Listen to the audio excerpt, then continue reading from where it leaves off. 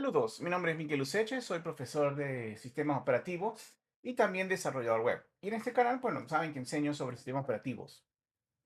Y entonces quería hacerle un pequeño video sobre CrowdStrike, que fue algo que ocurrió hace unos días, estuvo en todas las noticias, en todas las redes sociales, porque hacía que las computadoras con Windows fallaran y mostraran una pantalla azul. Y de paso costaba arreglarlo, ya que no se puede arreglar de forma remota, y causó estragos por todo el mundo, sobre todo en aeropuertos y en computadoras empresariales. Entonces quería hacerles un breve video desde el punto de vista de los sistemas operativos, qué fue lo que pasó y bueno, para que aprendan un poco más sobre sistemas operativos. Y también para aclarar un poco, porque a pesar de que yo no soy muy fan de los sistemas de Microsoft, mucha gente cuando vio toda esta pantalla azul inmediatamente dijo, ah, este es problema de Windows. Entonces, vamos a echar la culpa a Microsoft. Y resulta que ellos no tenían el problema, sino que el problema fue totalmente por parte de CrowdStrike. Y entonces en este video vamos a ver qué fue lo que pasó. Primero, quería hablarles sobre, por ejemplo, lo que es un driver. Aquí podemos ver una pequeña imagen donde para explicar lo que es un driver. En los sistemas operativos, nosotros cuando vamos a utilizar una computadora o un equipo, cualquier dispositivo, lo hacemos a través de los dispositivos de entrada y salida. En este caso, por ejemplo, una impresora, un mouse o un teclado. Resulta que cuando esos dispositivos, ellos no se conectan directamente al sistema operativo, sino que ellos hablan con un programa llamado driver. Y el driver es el que se encarga de traducir o ser de intermediario entre el sistema operativo y el dispositivo de hardware. Por ejemplo, yo cuando presiono aquí la tecla F lo que va a hacer es, bueno, le va a decir al driver, miren, yo acabo de enviar esta señal F. ¿Qué harás tú? Entonces, bueno, el driver se encarga, bueno, voy a enviarla a una dirección de memoria, voy a procesarla, voy a hacer alguna cosa y se lo comunica al sistema operativo. Otra cosa importante es que aquí, por ejemplo, vemos la página oficial de Microsoft, donde yo le dejo la descripción abajo, podrán ver cómo es un driver. Importante conocerlo es cómo las aplicaciones se ejecutan dentro de una computadora, los niveles de seguridad que hay. Entonces, generalmente se habla a nivel de kernel y a nivel de usuario. O podemos verlo en esta imagen. Resulta que las aplicaciones, todas ocurren en modo usuario. Es un modo en el cual se encuentra todo protegido, se evita que la memoria de un proceso llegue a acceder al otro. Y este es mucho más restringido.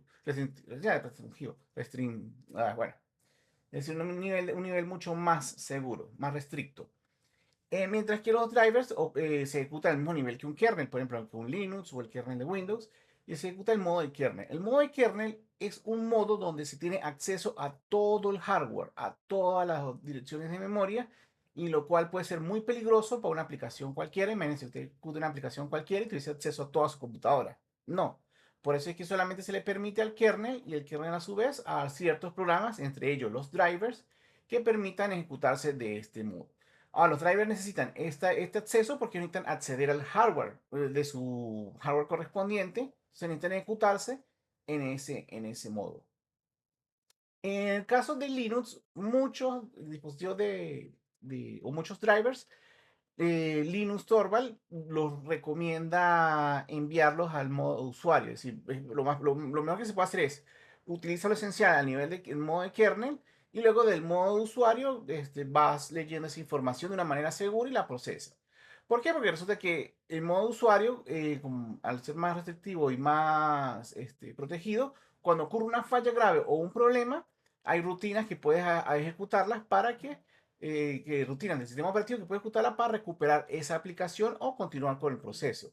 Mientras que cuando algo falla a nivel de kernel, no tienes una capa por debajo que te permita protegerte o recuperarte de esa falla. Entonces ocurre un error que es el famoso error azul que vimos en los aeropuertos, en las computadoras empresariales, entre otros. Porque falló, resulta que eso ocurre cuando, recuerden, falla a nivel de kernel, entonces no hay nadie que lo salve y se lanza ese error. Y resulta que cuando tú ejecutas un driver, realmente los drivers, aquí como podemos ver en mis láminas, ellos tienen el sistema operativo le asigna unas direcciones de memoria a los dispositivos y el driver se encarga de comunicarse con esas direcciones. Por ejemplo, en el caso de Windows, si abres información del sistema, recursos del hardware, luego entrada y salida, podrás ver cada uno de los dispositivos que hay en tu equipo y las direcciones de memoria.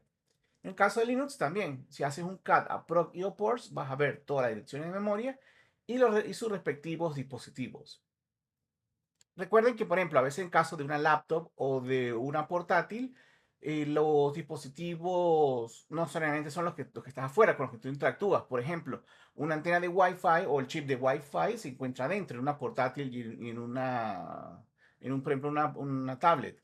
Entonces, en esos casos, existe el dispositivo, va a tener su dirección de memoria, pero probablemente tú no interactúas como tal, sino puede ser cuando venga un paquete de red o vas a enviar información. O lo mismo con el chip de Bluetooth. Pero aún así, cada uno de esos dispositivos tiene unas direcciones de memoria en el sistema operativo y un driver que se va a ejecutar a nivel del kernel. Entonces son las cosas que quería resumirles. Y recuerden, el modo en kernel, acceso a todo el hardware, toda la dirección de memoria, peligroso porque se tiene acceso a todo y puede ocurrir fallas graves. Y a nivel de usuario, bueno, más restrictivo, menos permisivo, pero se programa más es más seguro desde el punto de vista del programador, porque si falla, puedes recuperar todos esos problemas. Entonces, ¿qué ocurre? Resulta que la empresa CrowdStrike es una empresa que se encarga de seguridad informática. Entonces, ellos habían hecho un driver para el sistema operativo Windows que se encargaba, un driver al inicio se encarga de hacer unos chequeos y unos temas de seguridad, tal como funcionan muchos antivirus. Y resulta que ese driver falló, lo vamos a hablar en la siguiente sección del video. Y al fallar, entonces resulta que, bueno, falló, no había nada que lo recuperara y pum, pantalla verde, pantalla azul. ¿Qué es lo peor de todo? Que resulta que el CrowdStrike, ese driver fallaba justo en el arranque. Entonces resulta que cuando tenías en el arranque la falla, pum, pantalla azul. Tenías que volver a reiniciar, volver a ocurrir lo mismo y no tenías mucho chance de hacer alguna otra cosa como tal. No es como a veces cuando falla, por ejemplo, cuando instalas un dispositivo de equipo, un pendrive y de pronto fallaba. Al menos, bueno, tú sabes que ese dispositivo de hardware no debe conectarlo y puedo al menos arrancarlo. Aquí nada puede hacer nada, estaba fallando. Hubo personas que descubrieron que si borrabas algunos archivos del driver o de los que leía este driver, funcionaba y arrancaba la computadora como si nada. Pero requerías tener acceso físico. Entonces, a veces, por ejemplo, en computadoras de aeropuertos como estas, de pronto están por allá escondidas en algún lugar. Y si son varias, entonces es un problema tener que estar em, acomodándola y yendo en físico, como tal. O a veces tu equipo de IT de pronto está en otra parte del mundo, entonces es casi imposible que ellos vayan aquí a repararlo. Pero entonces el punto era que sí fallaba, o CrowdStrike dice que lo fallara, y entonces muchos de ustedes dirán, bueno, pero ¿por qué Microsoft no tiene la culpa? De hecho, mucha gente dice, bueno, la culpa era de Microsoft porque era Windows, etcétera. Pero no, resulta que el problema es de CrowdStrike que tenía ese problema, ese bug en un driver de arranque. Y usted dirá, bueno, pero ¿por qué Microsoft permite ese tipo de cosas? ¿Por qué no lo bloquea como lo hace Apple? Resulta que Microsoft lo tenía así, pero resulta que la Unión Europea, para evitar monopolio, le obligó a Microsoft que se abriera prácticamente y permitiera que terceros pudiesen ejecutar, por ejemplo, drivers en el arranque. Obviamente, esos drivers cualquiera los puede hacer porque sería fácil hacer virus o algún ataque informático. Por lo tanto, son llaves, se utilizan llaves cifradas para poder validar y autenticar de que ese driver fue realizado por cierta persona. Y así Microsoft tiene control de quién lo hace y quién no. Sin embargo, hay un youtuber que se llama Dave Garage, lo pueden ver, él tiene un video en inglés donde, como él fue programador de Microsoft, podrán ver en estos videos, podrán ver, por ejemplo, qué fue lo que ocurrió. Entonces, como les dice, Microsoft no tenía problema porque resulta que ellos los obligaron prácticamente a abrir esa parte del sistema para que otros terceros pudiesen ejecutar código. Y a pesar de que ellos firman y controlan eso, porque la idea es que tú firmas y te aseguras que ese driver funciona. Pasa por un control de calidad, ¿no? Por parte de Microsoft. Entonces, luego, si hace algún cambio, deberías mandarlo otra vez y que lo prueben otra vez y firmarlo. Pero según lo que entendí de Dave Garage, es que CrowdStrike tenía un- una máquina virtual que funcionaba como dentro del driver, entonces podía hacer cambios en la máquina virtual sin tener que estar cambiando la firma del driver. Entonces, se saltaban, por así decirlo, el paso de Microsoft para poder realizar las actualizaciones del sistema. Y pasó lo de Morphy, lo que podía fallar falló y fue como llegaron a ocurrir este grave problema que se regó a través del mundo. Pero Microsoft se supone que ya, creo que tengo entendido que ya se puso a trabajar en este tipo de cosas y a establecer más seguridad o más problemas que dentro del alcance que ellos puedan para evitar que este tipo de situaciones ocurran, pues. Porque un driver en el arranque, pues, es algo delicado. Sin embargo, tienen que dar permiso para algunas cosas, como por ejemplo, sobre todo cosas de seguridad o antivirus que se necesitan ejecutarse antes que el sistema esté arrancado, por cuestiones de ver, pues, qué está ocurriendo. No lo pueden deshacer del todo, sino que entonces le va a tocar es tener un mayor control. Pero bueno, esa es la parte de lo que le quería hablar sobre el punto de vista de sistemas operativos. Y bueno, ahora pasemos específicamente a qué fue lo que pasó con CrowdStrike. Ok, vamos a ver entonces qué fue lo que pasó. Resulta que les voy a leer bueno, aquí vemos la página oficial de CrowdStrike y creo no tiene una noticia sobre lo que pasó. Les voy a traducir más bien lo que ocurrió. Resulta que ellos hicieron ya el PIR, que es el Post-Incident Review, significa que es cuando ocurre una falla grande en una empresa y eso se hace una reunión, se analiza, se estudia qué pasó y qué acciones se deben hacer. Y en casos como estos son tan graves, donde afectan a mucha gente, se hacen a nivel público. Entonces, ellos ya liberaron la información de su estudio. Resulta que la falla de hechos es en el software de pruebas. Ellos le echan la culpa al software de pruebas que falló para para validar el contenido que se fue enviado el viernes. Resulta que entonces ellos utilizan, el software se llama Falcon Software, CrowdStrike Falcon Software. Entonces resulta que ellos utilizan inteligencia artificial pues para detectar unos ciertos contenidos de malware o de cualquier problema de computadora. Y resulta que esa IA falló al crear el contenido de la última actualización como tal.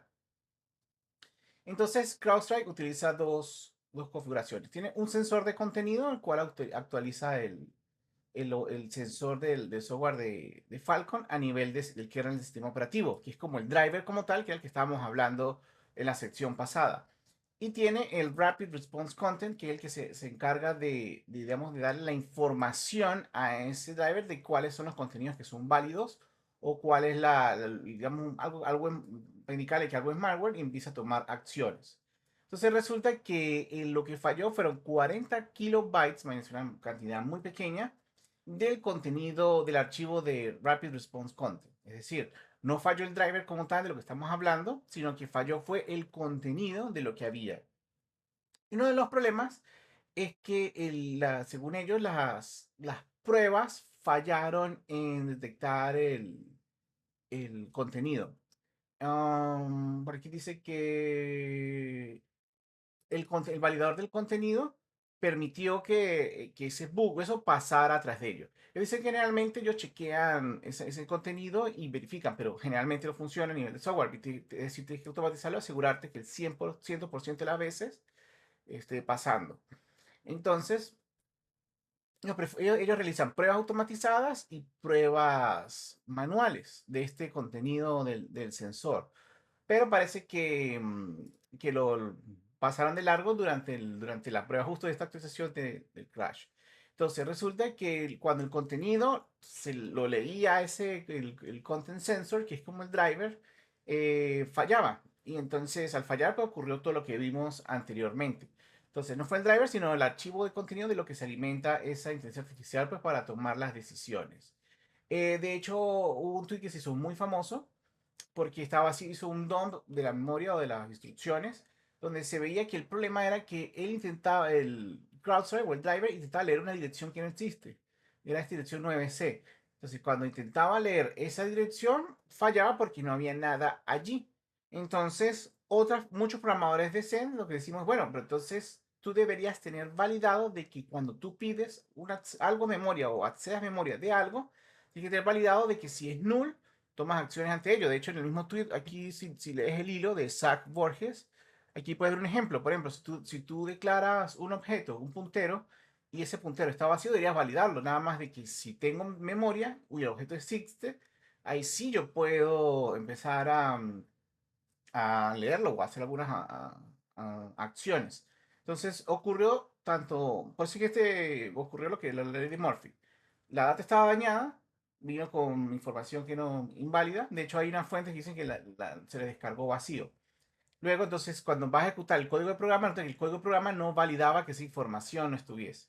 Probablemente porque muchas veces uno dice, bueno, pero ¿cómo es posible que un archivo no esté disponible si yo siempre voy a subir eso y siempre van a estar los dos? Es un software.